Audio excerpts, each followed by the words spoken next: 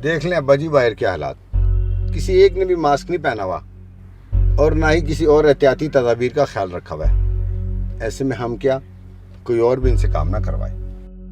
बात तो तुम्हारी बिल्कुल दुरुस्त है बेटा, लेकिन एक अच्छा शहरी होने के नाते हमारा ये फर्ज है कि हम इन लोगों को इस मुश्किल हालात में आगाही दें और साथ ही साथ रोजगार के मौके भी, ताकि ये अपना घर चला सकें, ना कि हालात की वजह से परेशान और मायूस हो जाएं।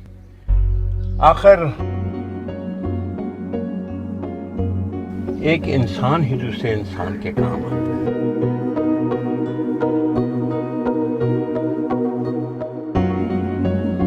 इस मुश्किल वक्त में आए एक दूसरे का ख्याल रखें। कोरोना वायरस को हराना है, एहतियात को अपनाना है।